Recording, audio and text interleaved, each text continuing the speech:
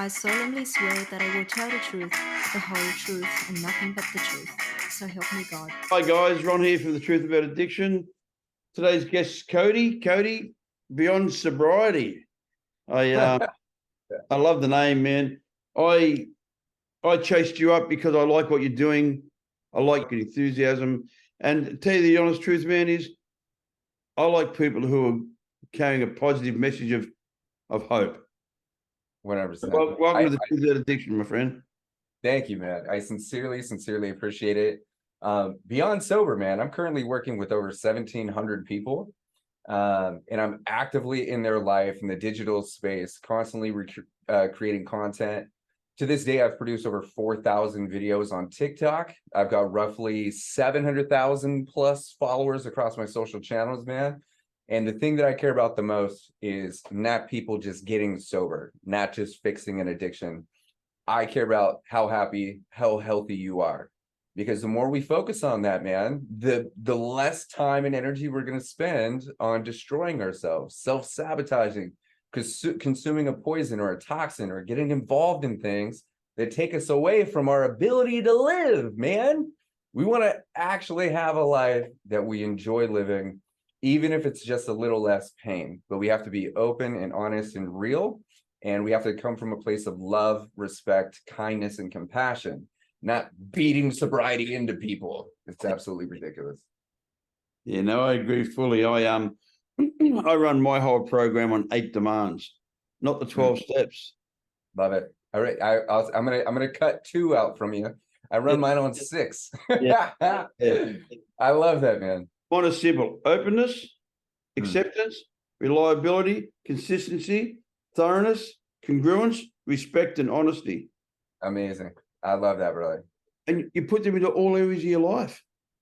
100%. Your life's recovery. Sobriety is not picking up a drink or a drug. Right. Exactly. I don't want to pick up a drink or a drug and be miserable, which I see a lot of people. Yeah. Right, drunk, fucking miserable old bastards. And they don't have to be old in age, but old in mental state. 100%. I'm 69 years of age, man, but I'm not old. I get you still play then, huh? Yeah, man. That makes sense. I'm gonna try and get these notifications turned off. No, I'm with you 100%, brother. And the trip with that is I talk to people all the time and I'm like, look, when it comes down to your substances, when it comes down to your lifestyle, when it comes down to what you choose to consume, most of us don't actually enjoy it. It's something that we have to do, not necessarily something that we want to do. And we want to start kind of like grasping our attention and go like, well, what is it that I'm really searching for? What is it that the substance is providing? The circumstance is providing? Or what do I believe it's providing? And how can I create that on my own without becoming more and more reliant on something that's providing the illusion? It's powerful stuff, man. And we're all seeking peace. We're all seeking truth. Yeah, because, you know, as we've talked about off camera before, when I went to the 12-step programs back in the early days, and I seen the word God, I just shook my head and thought, God help me, you know, like, what the hell is that, you know? Is that stuff, you know? And then I found out, you know, I talk about it in a lot of things. I traveled the world looking for God. And I came home and found him in my bedroom. He was with me the whole time, man. The whole time, brother. I went to the ashrams in India. I went to Jerusalem, walked the holy path. I read the Quran. I read the Bible, you know, because I'm old, you know, so I've had this long journey of searching.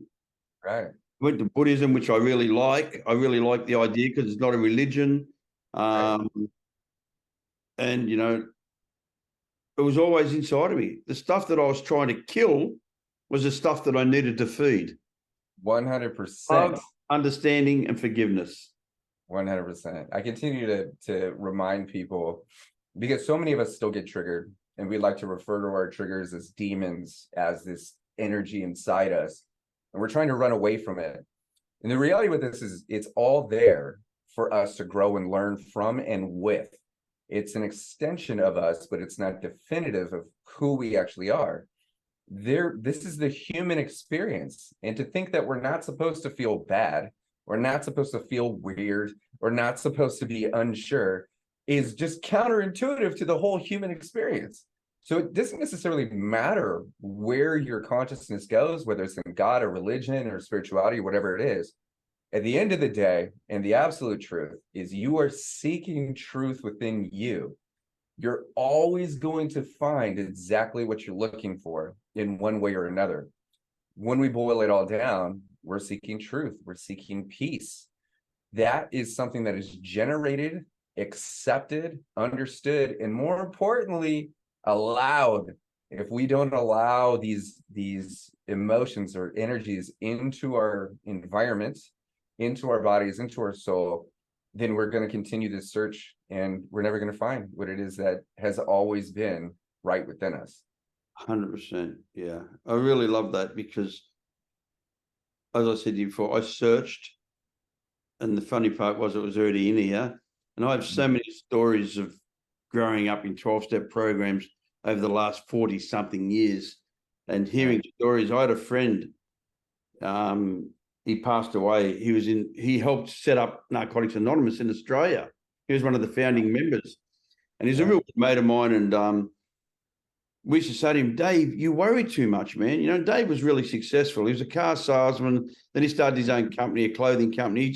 He made money. You know, he'd come to meetings in a Porsche and all that sort of thing. You know, like he was a cool dude. Wore the Armani suits, only wore the one suit. It wasn't the one suit, but it was always the one suit. He had 6 or 7 of the same suit, the same shirt. He was really central. He goes, I don't have to think about what I'm going to wear. I'm going to do this every day. And we used to say to him, Dave, you worry too much. You worry too much, you know, like. And he went to see the Dalai Lama and he had a meeting with him. Apparently it's only a 20-minute meeting. And he sat down and he had a big chat with the Dalai Lama. He was about 5 years in recovery. And then at the end of the Dalai Lama said, Dave, you worry too much. Yeah. 100% unnecessary stress, dude. Yeah, 100%. We as humans find purpose in making things more complicated than what they are. And what's so important for us to understand is a happy life is really just a life simplified. We don't need 1,000 things all the time. We don't need the clutter. We don't need the 1,000 friends. We don't need the validation. We don't need all of these things that we think are important. And as we grow and expand, we start to realize that we are literally just seeking a feeling. And that feeling can't be provided by someone else.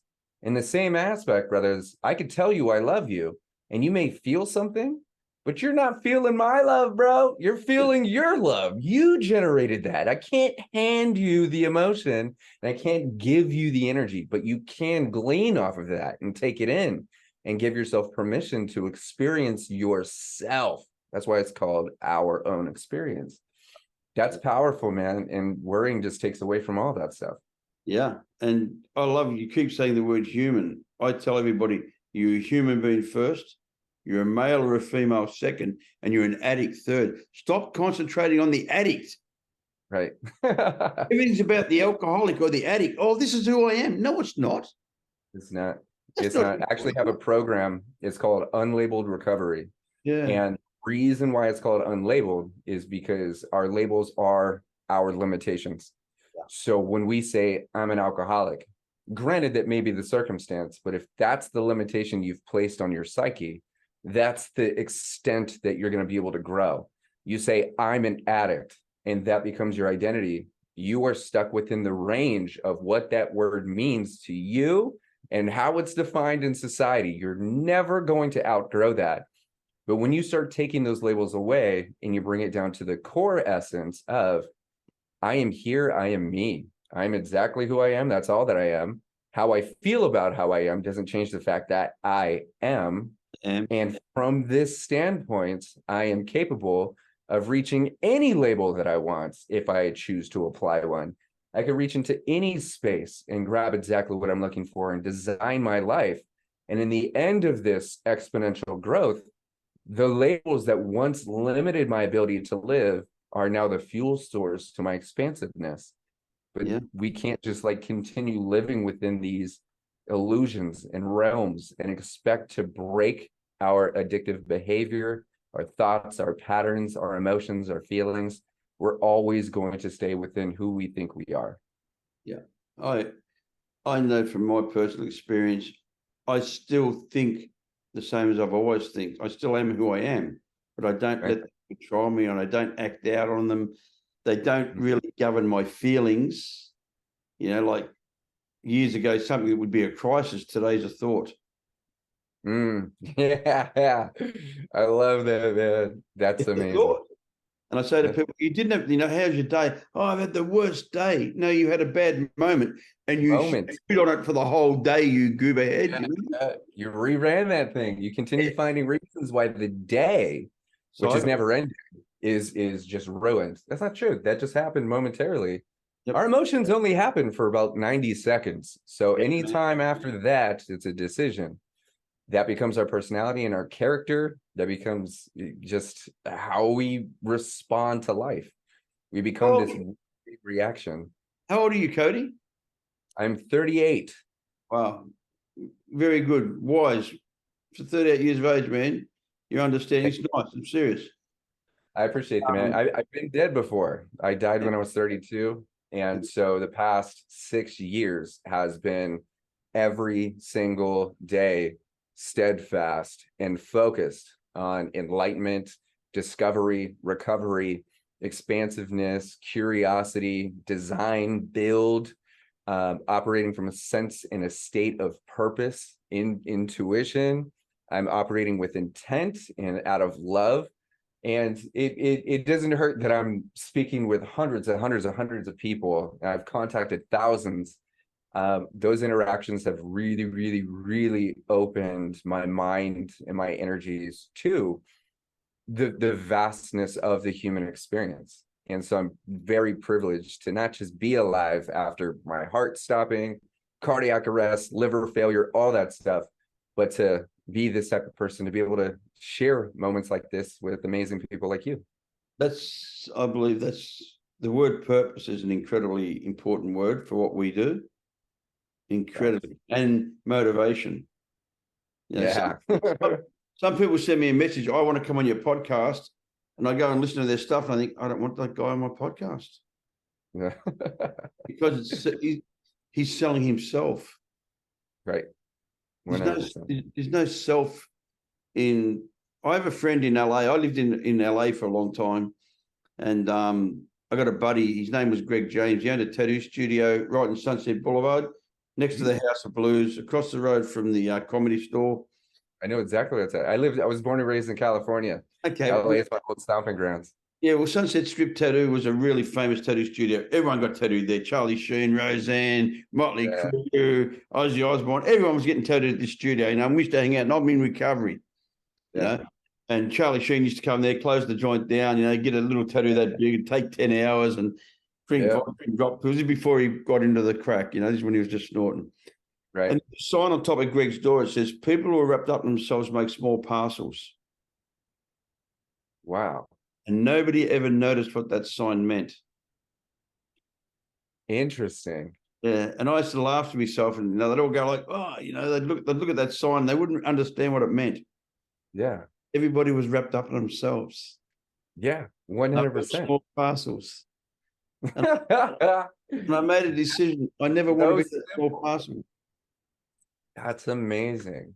Yeah. Well, we're all seeking ourselves, and what I've learned, and keep in mind, I was a celebrity DJ. So I used to be all over LA, all the way up the coast, San Francisco. I did over 5,000 events. I was playing on stages. I was in the scene. Yeah. And the one of the things that I realized in time is that if you're only focused on yourself, you're limiting your entire capacity. And I've come up with it.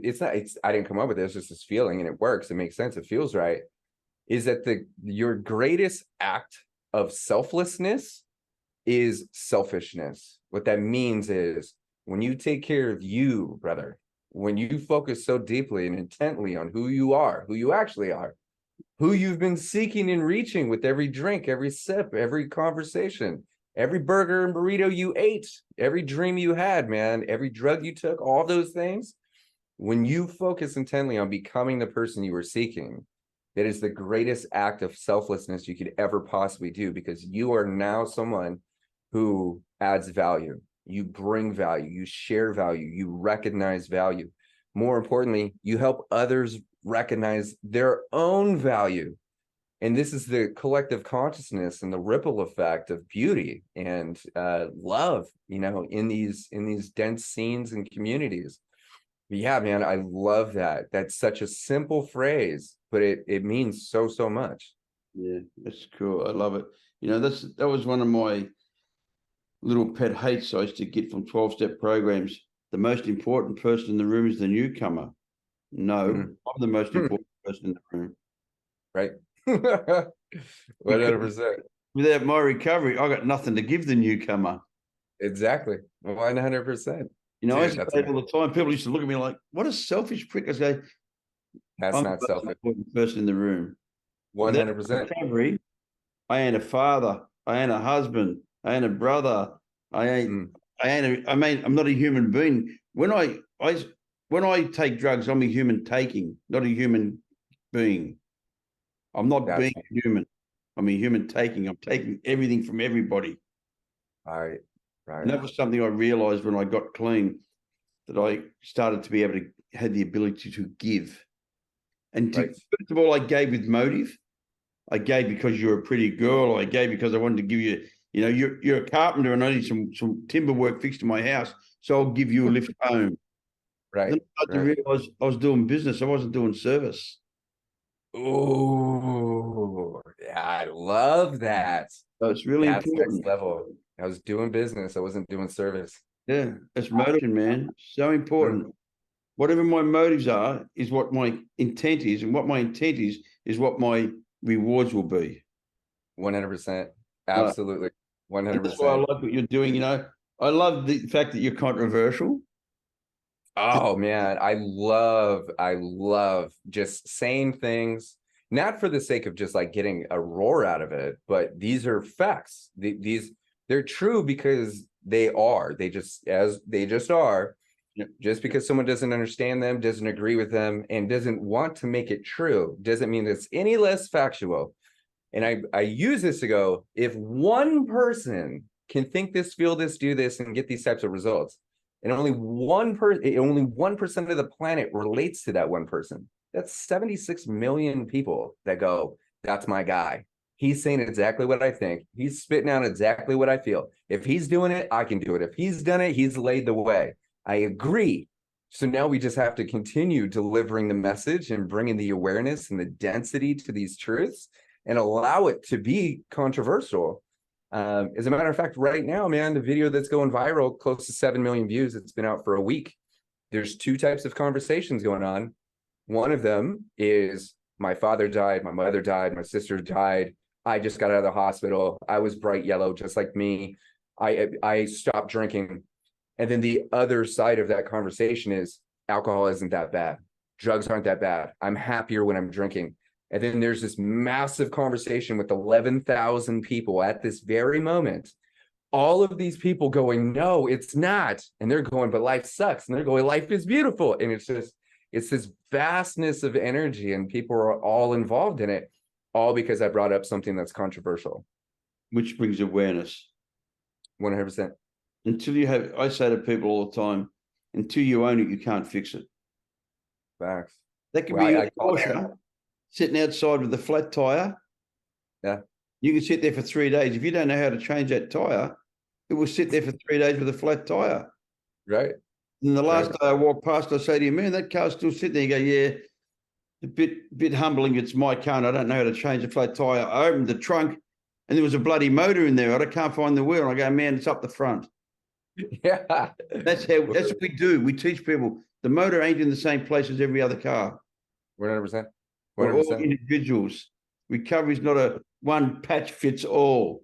Exactly. This is where in my flagship program, it's called the Beyond Sober Masterclass. I actually give out certificates of completion and graduation. It's like 6 weeks. So you can go through it and you're going to master basically 6 different areas. Most people don't need to graduate. but other people love to do it. They love that goal. They want that certificate. They want to print it out. They want to hang it up. But module 1 of that is called radical acceptance. It's the concept of ownership, but the reality with radical acceptance is we've got to practice accepting things for what they are, as they are, instead of punishing ourselves for what they're not. When we practice the art of radical acceptance, I've got an issue. I haven't been doing my finest. I'm not who I thought I was. I'm not as strong as I believed I was. I haven't achieved what I set out. I'm hurting myself, whatever it is. We don't have to identify and beat ourselves up in the same way of going, I can't believe I didn't know the engine was on the other side of the car. How stupid of me. And then use that pain to just step back and not do anything with the car. Yep. We can sit here and go like, oh, I accept the fact that I knew no better. I can also accept the fact that how I feel about having a flat tire doesn't change the fact that I have a flat tire, but it also doesn't change the fact that I don't know how to change this tire. Cool. None of those things are invoking an emotional response, which means I can now move forward and find someone that does know how to fix this flat, does know how to change the tire, does know how to do those things. It's incredibly powerful stuff. And once we master that, we find ourselves in this position of joy and growth and allowance. We start to see things a different way, and we start to feel our circumstances from a different place. And that's how we take care of ourselves. Which I call peace. 100%. Which I call peace. Peace is not the absence of pain. No. Peace is a state of being. It is something that is generated. It is something that is recognized. It is a type of skill set. It's a daily practice. It's a knowingness. And until you give yourself the environment and the energetic intent to allow, you're always going to find reasons why you're not in peace. Yeah. Yeah. And that's what I call the addictive brain, or the drug, the alcoholic brain that's never at peace, never content. Right. When I got clean in 1986, this time, that's the last time I used. I started a company. I owned a jewelry company, and I called it Next, NEXT. Yeah. And after about 15 years, I got back into crime, and I went back to prison at 16. At 16 years clean, I went back to prison, man. And I came out, and I changed that company name. Yeah. The Truth About Addiction. Because Next, I was never satisfied. Right. So now I was trying to find a company. I was going to say just enough. That's interesting, because my first company, because once my liver failed and I started recovering and I had to get back on my feet after losing everything, my first company name was called Phase 1. And I thought that was going to be like the never ending name, and I could just attach to that. And you look at where you kind of like apply your attention and where these kind of concepts come from. And in the moment, you're like, this is the best idea ever. And it's a direct reflection of who you are in that moment. And then it wasn't until later that I heard a hip hop song, and it says, I called myself Phase 1 because I knew it was temporary. And then I looked back and I was like, goodness gracious, he was right. I'm not the same person. I have different organizations. I don't think the same, feel the same, act the same. I don't look the same.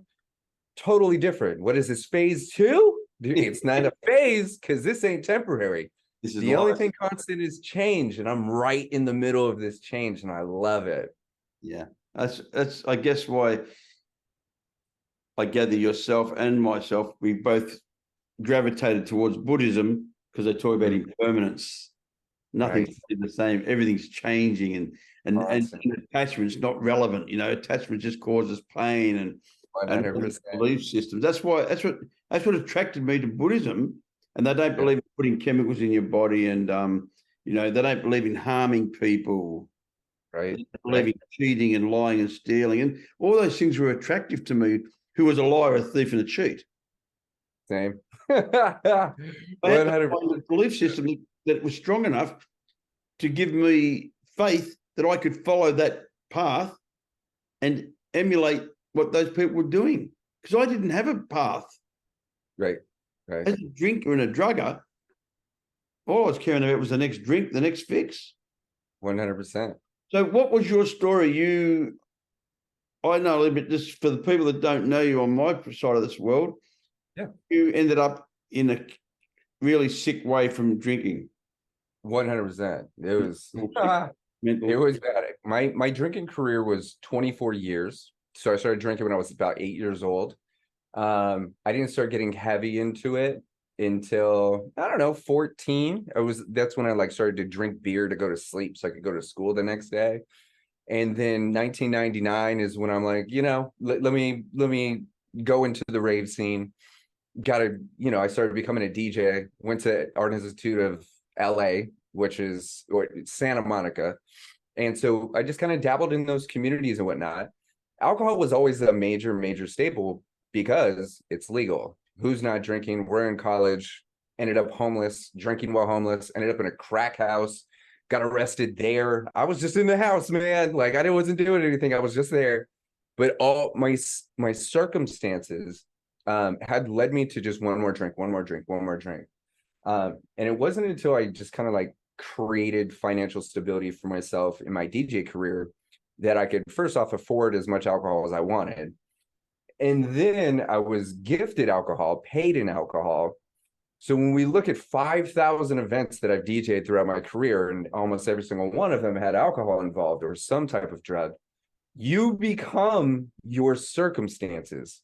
And my circumstances bred me into becoming someone who was dependent on alcohol. At the peak of my alcoholism, I was drinking 30 to 45 shots a day to stay alive. I wasn't drinking because I wanted to. I wasn't drinking because it was enjoyable. I literally went into convulsions in between drinks, and I needed to drink a shot every hour, maybe every 2 shots every hour, just depending. So I would have about 1,500 to 2,000 milliliters a day. So that's roughly 2 to 2.5 bottles of straight vodka all day long. And I did this for years, man, years. And I went to work, and I had my career, and I had my relationships and all of those things while having a steady addiction. Now, without going too far into like the minor details, basically, I ended up in San Diego, which is in California, and I was engaged to somebody.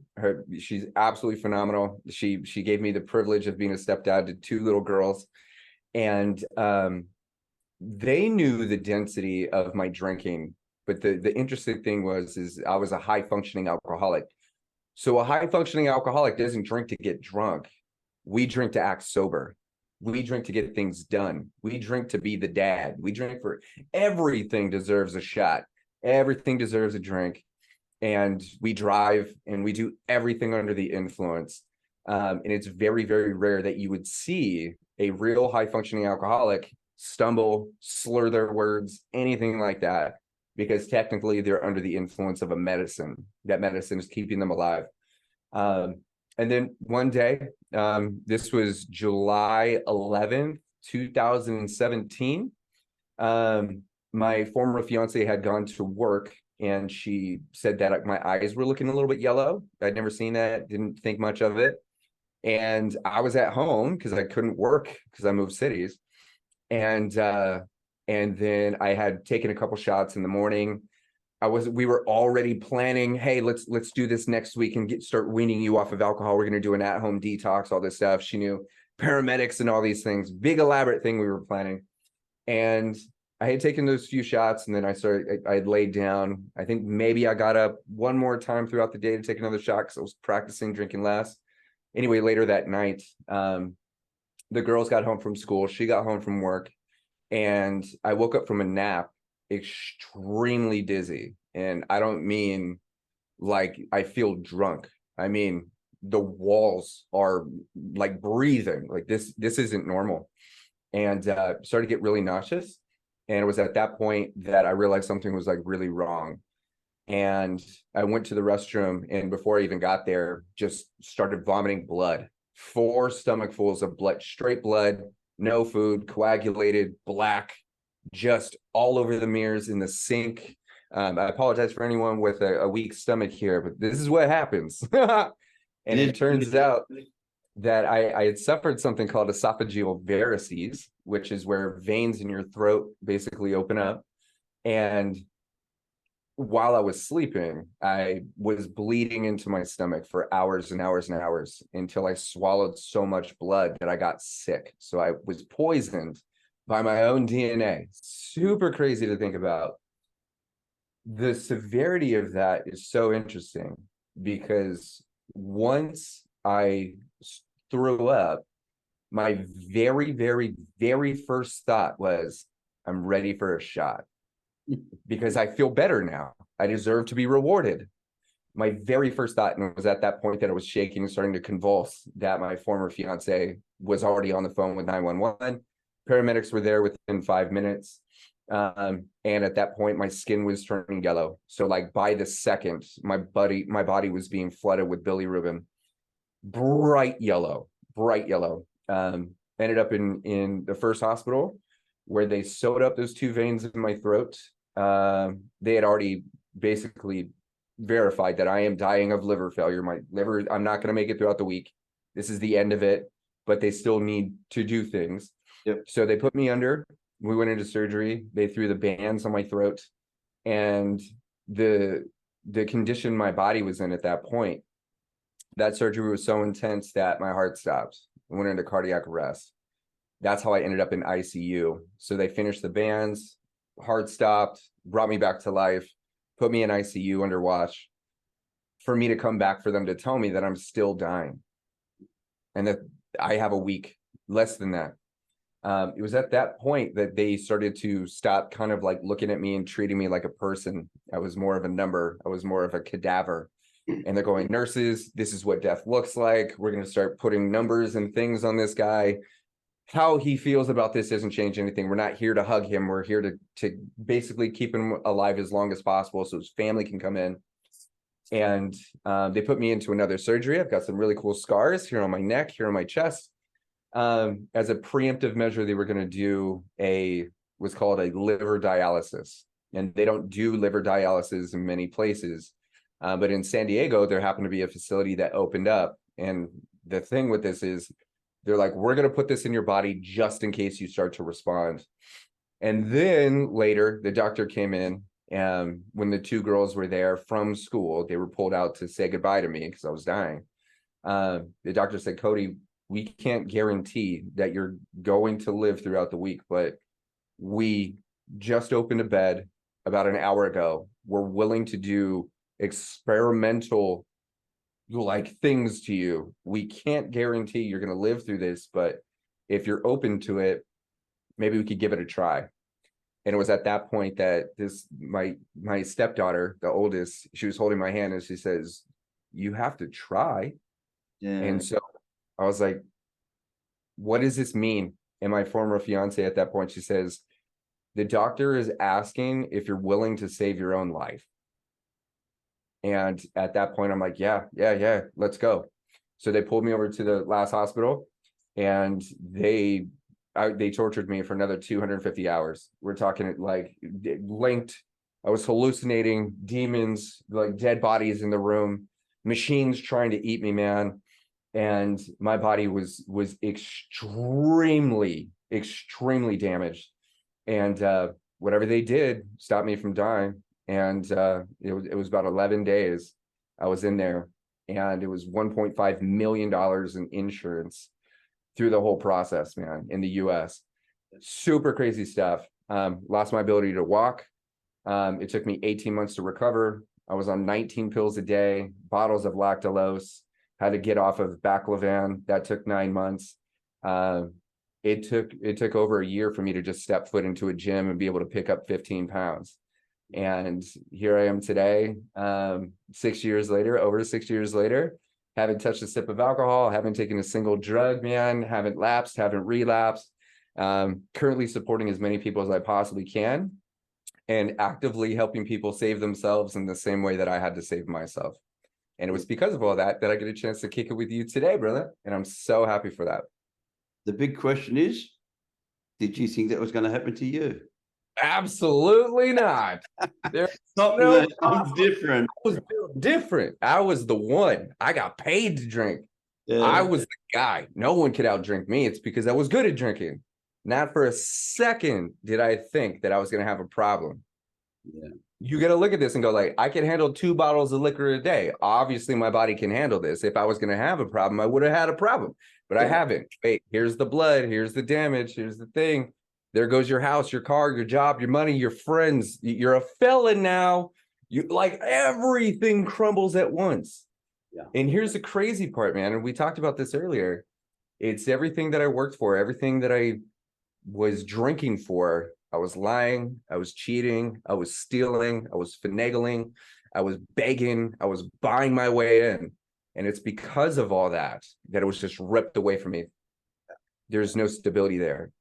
I've achieved more and done more in the 4 years of me being cognitive and capable than I ever did in the 16 years of me being an adult drinking alcohol. Yeah. Yeah. I always say that question to people because everybody says, and you know, because I say to you, I'm different. Do you sit the piss or do you stand the piss? Yeah. You know what? People say that to me and I'm like, prove it. Yeah. Yeah. Yeah. You're just as human as I am, man. I have a daughter who I've 40-year-old twin daughters. One's in recovery. She runs a detox unit. She's a nurse.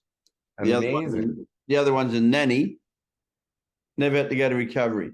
So people go to me, oh, it's generic, or it's the way you're brought up. Well, I have twin daughters. Right. One's an addict, one's not an addict. They went to the same school, they've got the same parents, everything's the same. It just is what it is. That's why I say, I don't care where it came from. Right. I don't care. I really don't. It's our environment influences this. Well, there is that story, and it's very similar to what you just mentioned. And it's a story of 2 sons. Their father was an alcoholic. One of the sons turned out to be the CEO of a multi-million-dollar organization. The other one ended up an alcoholic. And they asked each son individually, how is it that you became a CEO? And he says, well, I saw my father and I knew exactly what I didn't want. And then the other son, how did you become an alcoholic? I saw my father and I saw what was in alignment with me.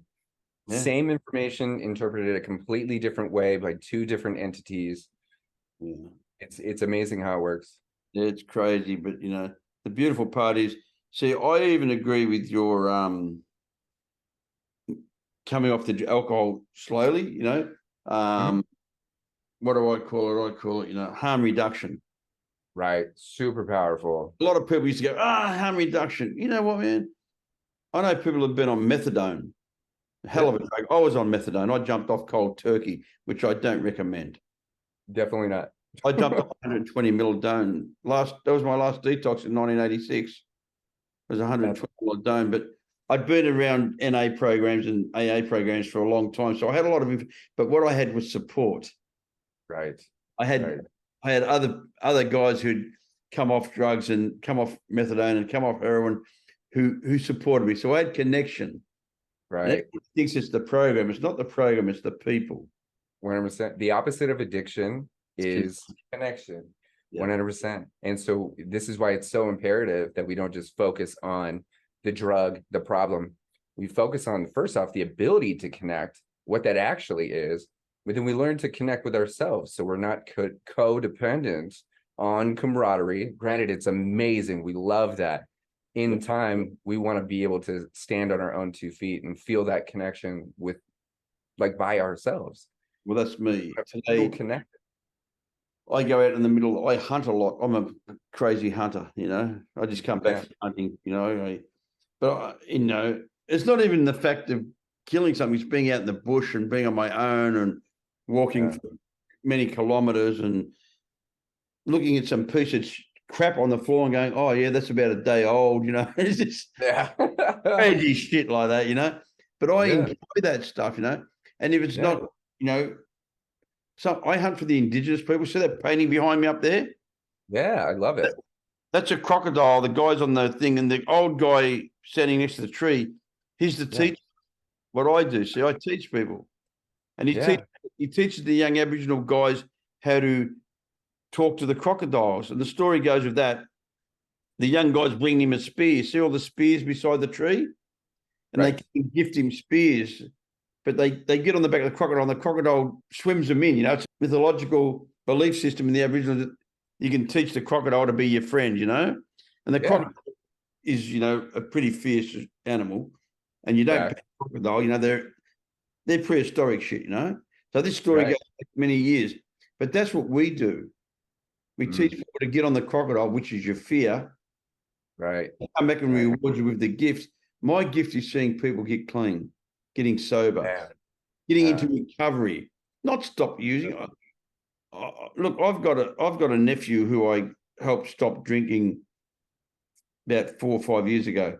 And I say this, but I'm not saying this in a hard way. I don't know if I did the right thing. But I understand where you're coming from there. He never recovered. He got sober.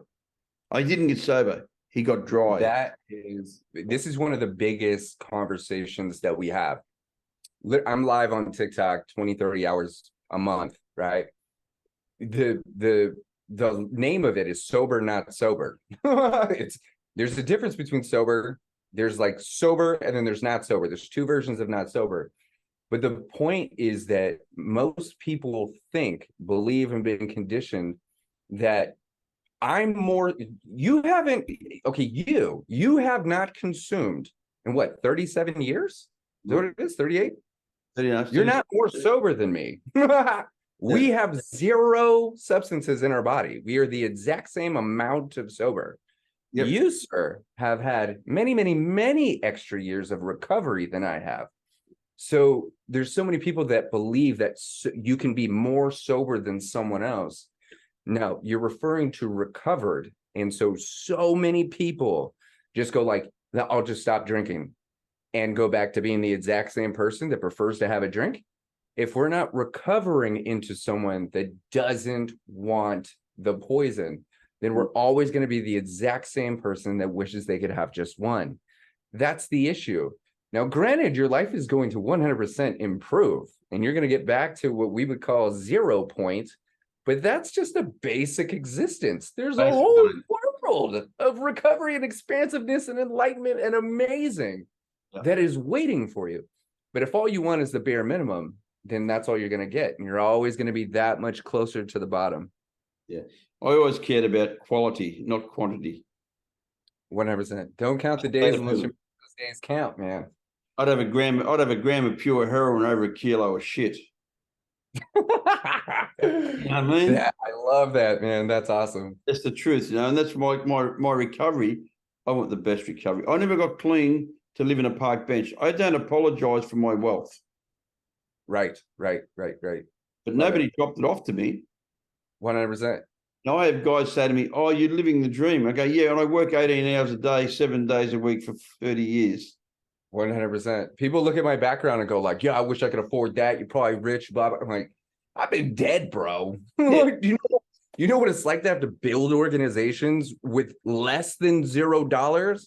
Yeah. Like, dude, I had to like find a reason to even stay alive, let alone find a reason to continue living. Yeah. Like, this is not magical. This is, you know what I'm saying? And people are always looking for reasons why they don't have enough, that they're not enough, and that they haven't done enough already. And I'm sitting here going like, brother, what do you think all that pain was for? You don't think you deserve to be happy now? Yeah. You survived all the trauma, all the pain, all the chaos, all the turmoil. You don't think you're going to survive the recovery? What are you talking about? Like, you've already developed the skills and the tools. We got to transmute that energy from pain into purpose. Yeah, beautiful. Yeah. And I believe in, I don't know what I believe in. I believe in energy. I believe in good. And I believe that, you know, whatever your higher power is, whatever your belief system is, I believe we have to serve something. You know what I mean? And you know, I'm old, so I got the Bob Dylan song, you know, whether it's the devil or whether it's the Lord, we've all got to serve somebody, you know? Right. I guess I serve recovery Because recovery to me is love, understanding, and forgiveness. 100%. Because when I'm drinking, I don't have any love, I don't have any understanding, I don't have any forgiveness for myself or for anybody else. Right. Exactly. I've learned to love myself, understand myself. Man, I'm fucked up. I like that fucked up. Yeah. Before I was trying to kill that fucked up. I tend to say this. I'd say I would rather be sober and miserable than artificially happy. Yeah. I wasn't happy, man. You know, I wasn't happy for a long time in my active addictions. And alcohol. It's not physically possible. You got to look at this. Like a lot of people, we don't even want to accept it. The reality with alcohol in general, dude, it's a carcinogen that causes 7 types of cancer. It's a disinfectant, man. It's got ethanol in it. It lights on fire. It's a fuel. And we're sitting there going, let's see how much of this I could drink without dying. Crazy. And to think it's not rotting us from the inside out is just bananas. But, I say to people, why do you vomit when you drink a lot of alcohol? They go, what? Well, I'm not sure. I say, because you're poisoned and your body's trying to get the poison out of yourself. Your brain's telling you you poisoned yourself. We need to get that poison out. And they go, like, really? 100%. Yes, man. Exactly. Then going to the next thing, I say, do you know what ethanol is? And they go, well, what? And I say, I have a race car. I use my race car. I use ethanol. Why? Yeah. Because it ignites, it burns. Yeah. Add oxygen with it, it becomes an explosive. Right. You got oxygen in your body, you put ethanol in your body, what have you got? You got a time bomb. 100%. And Brother, what you talked about, I've had the yellow man, I've had the Sin City man. I ended up in jail in 1977, bright yellow. My liver just collapsed. And I had hepatitis C. And me too. They didn't even know what it was. They didn't. Back in those days, they used to call it non-A, non-B, non-Pacific. There was no such thing as C. They hadn't had all the new names in 1977. Yeah. And the system was so broken. This is a true story. The doctor comes into me. I'm in a prison hospital cell. Yeah. And the doctor comes in. He goes, "Oh, I want to do a liver biopsy on you." And I'm like, "What's that about?" And he goes, "Oh, I stick a needle through here. I put a bit of local anesthetic. I take a liver out." And I'm like, "What drug do they give me?" Nothing. What drugs are you going to give me? And he's like, "Oh, I'm going to give you a little bit of Valium." And I'm like, "No, that's not enough Valium." So we negotiate an amount that's acceptable to him and me. So I let him do a biopsy. No way, man. I swear on my mother, man. Wow, that's intense. I hit him up for 30 milligrams of Valium and 30 milligrams of Fortral intravenously so he could do the test. And he gave it to me. He wanted to do the test. Dang, man. That's bananas. Yeah. Wow. That's how it was, man. So the system was so broken. And people telling me it's only alcohol. Well, guess what? I went to heroin from alcohol because alcohol was so bad. Goodness, I love that. That's horrible. That's horrible, but that is true. There's a lot. The gentleman I'm working with right now in my inbox is like, I was drinking, that was a problem. I've been on and off heroin. I could kick heroin, no problem, but this alcohol, bro, people die from withdrawals. It consumes their entire existence. And I'm a blackout drinker. So I black out when I drink. On heroin, I always knew what I was doing. But alcohol is a terrible drug. It's got no purpose whatsoever. Not at all. It's got no medical benefit whatsoever. No such thing as healthy alcohol. Nothing. It's got nothing. And yet, and if you don't drink, people say, "Oh, you don't drink." And see, I'm an Aussie, so I get like, "You can't be an Aussie. You don't drink." Yeah. And people used to hassle me because I owned bars in the Philippines, because I was a gangster. I lived this life, this bullshit world, And we owned bars in the Philippines and all that. And you get the airline pilots come in and they'd be like trying to talk big in front of the girls. And they go, "You have a scotch," they ring the bell and they pay for everybody in the bar to buy drinks. They're being wankers. Yeah. And they'd say to me, "Aren't you drinking, Ron?" And I go, "No, I don't drink." And then they'd sort of push it. "What are you, pussy?" Yeah. My buddy who knew my story, he'd say, "Man, after he has a drink and he punches you up and fucks your wife, what are you going to do then?" I couldn't guarantee my behavior. Yeah, I get you, man. Wow. There's nothing functional about alcohol to me. Alcohol was worse than heroin. People freak out when I say that. Oh man, I completely get it. Like, I talk to people all the time. The alcohol industry right now, its projection is to be 2.2 trillion in 2025. So in the next couple of years, $2.2 trillion of misery is going just to alcohol. People trying to drink their emotions away. And the trippy part is that's not a majority of the people, or a majority of the money isn't from people who are casually enjoying an appropriate amount of liquor. These are from the people who literally, first off, don't know that they're practicing alcoholic behavior. First off, if you don't drink like an alcoholic, you won't become one. Like, that's just as simple as it is. If you don't try and like raise your tolerance, if you don't do these alcoholic behaviors, you just won't become one. Even if you're genetically predisposed, if you don't drink like an alcoholic, you'll never act like one. Therefore, you'll never become one. But we have to look at this and go like, dude, 35% of people right now are practicing alcoholic behavior. 3.3 million are going to die from doing that every year. Right. And those numbers are just going up just because there's no talk about this. There's so many commercials and advertisements and pressure, just as you described. Oh, come on, it's just a shot. It's just a drink. It's just whatever. Come on, relax. It's just insane the way it's working. I drink because I can, I drink because it makes me relax. Breathe. Yeah, 100%. Breathe. Inhale. Have you tried that? Oh my God, I just had a beer. People continue to reach out, be like, I always say this. It's not just something I say, it's a truth. Bro, you don't drink because you don't care. You drink because you care a lot and don't want to. Yeah. Have you ever tried not caring? Like, that's like a real thing. Like you mentioned attachments. Have you ever attempted to disconnect from these things? Or do you just believe that they will magically disconnect themselves if you move far enough away from it? That's not how it works, man. You could spend all of your time and energy escaping the thing that needs your attention, which is that emotion, the reason you want to drink. Or you can spend the same amount of energy, actually less, into fixing the thing that needs your attention. It's just a feeling you don't like, man. The worst thing that's ever going to happen to us is an emotion. I know it feels like your head's going to explode. I know it feels like your heart's breaking in half, but it's just a feeling. And it's beautiful because you're human and we can work with that. But I can't work with the poison in your veins, man. We got to do stuff that actually move us forward in life and improve 100%. Our quality.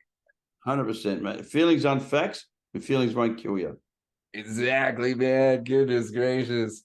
I try to tell people, man, if you live in the future, you're working on your imagination. You live in the past, you're living in your memory. And both of those are flawed. None of them, neither one exists. Yeah. The only memory is now, man. Exactly, man. The eternal now. Right here, right now is all we have. Facts. That's why I say it is what it is. People hate it when I say that to them. They go, like, it is what it is because it ain't what it ain't, man. It literally is. It's not a big deal. And they go, what do you mean it's not a big deal? I say, it's a feeling. Exactly. Oh, yeah, but it's all right for you. I go, okay, I've had a son die in recovery. Right. I got sentenced to 18 years prison in recovery.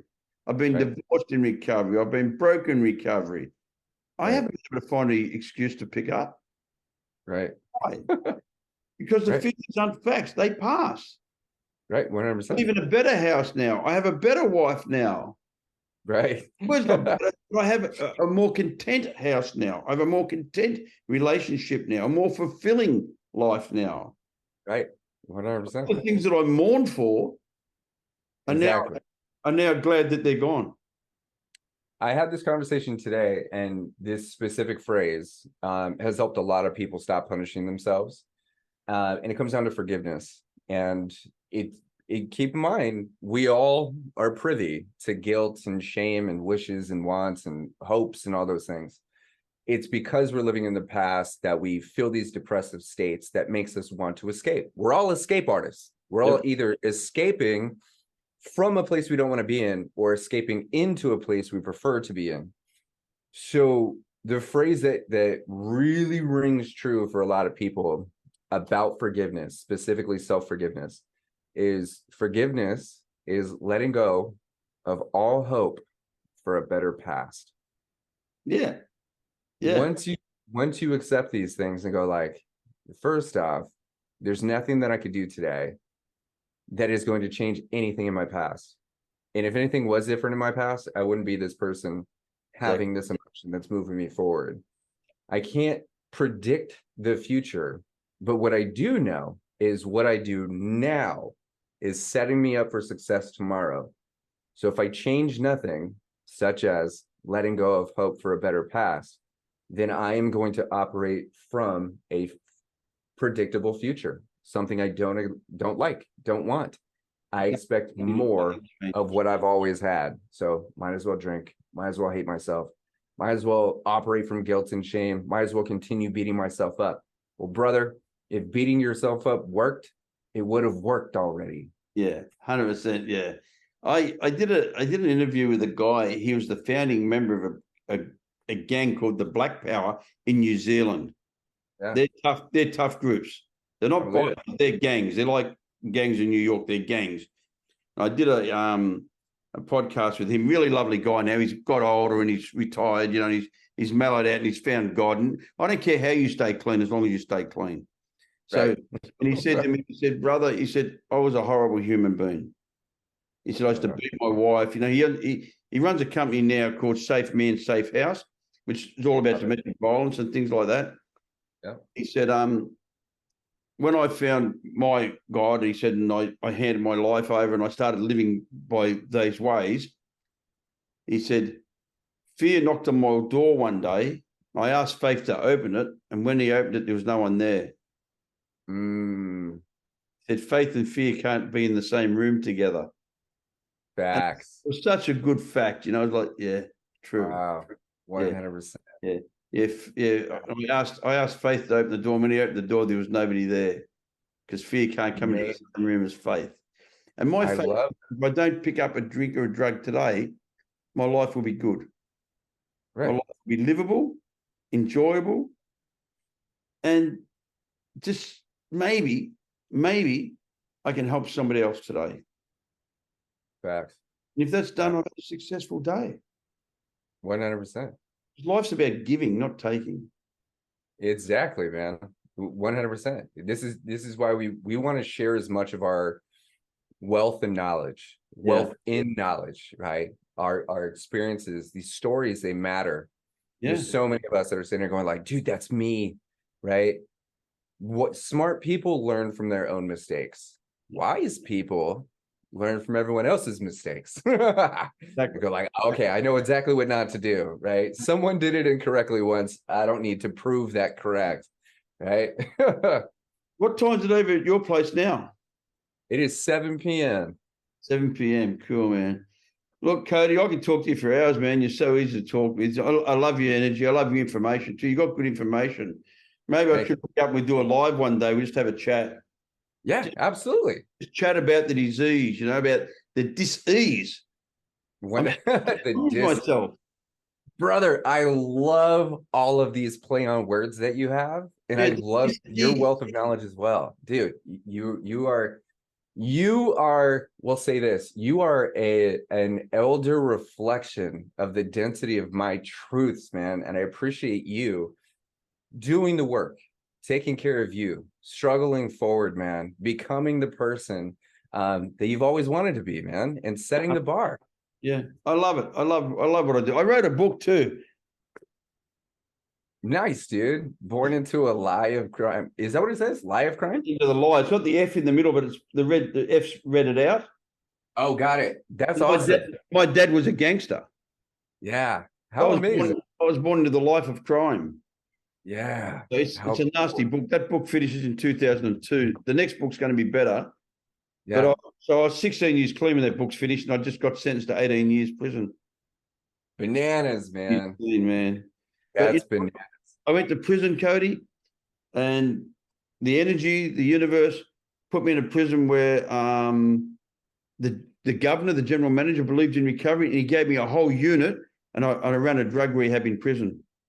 Phenomenal. As a prisoner. That's amazing. I love that because I've talked to a lot of people who have gone like, look, You have created some of the most powerful sobriety and recovery resources that we could get our hands on. How do we get this in prisons? How do we get this in schools? I try that here. Yeah, so this is where me personally, I'm open to all conversations, the expansiveness, the awareness, the opportunities, because there isn't just one way. Yeah. And as a matter of fact, the only way is your way. Yeah. Exactly. You are the solution. You are the answer. I can't tell you what to do, but I can help you figure out who you are. It's what you I say to do. people, I'll tell you what I did, and I'll tell you where to dig, but you got to pick up the shovel and dig, man. Facts. 100%. The gold's 100%. over there, and I can show you where the gold is, but I ain't fucking digging it, man. I'm digging my own gold. 100%. I'm always in alignment with those that are ready to be supported as they save themselves. Because I can't save you, man. Like, I'm not jumping in through the window, dude. You're not going to wake up with me next to your bed. I'm not going to kick down your door. I'm not pulling the drink out of your hand. But I will encourage you. I will give you my energy. I will continue showing up, dude. I will continue arriving. I will continue literally being your biggest fan and give you every single thing you could ever possibly need. But if you don't want this, it doesn't matter how bad you need it, man. Exactly. I'll get Vita. I'll get Vita to email you this. This is my please. my 8 demands. Yeah, man. I love that. Please I'll get Vita to email that over to you, man. Here's what I'll do, because I'll be live with like a couple hundred people probably tomorrow. Yeah. I'll let them know all about this. I'll read it off to them and be like, this is what we talked about. Yeah, man. Because we're working with hundreds of people every single week who look forward to hearing alternate perspectives. Mate, if you ever want me to come on and have a chat, I'll always do that for you. I love that, man. Thank you so much. Do some lives together and try to support some more people, brother. 100%. Reach out. Just connect with me, dude. We'll make the magic happen. Kohdi, thank you very much for coming on The Truth About Addiction. It's been a pleasure. As I said, it went so quick, man. We could talk for hours. I can do this all day, every day. I love it, man. Thank you very much, brother. Thank you so much. I solemnly swear that I will tell the truth, the whole truth, and nothing but the truth. So help me God.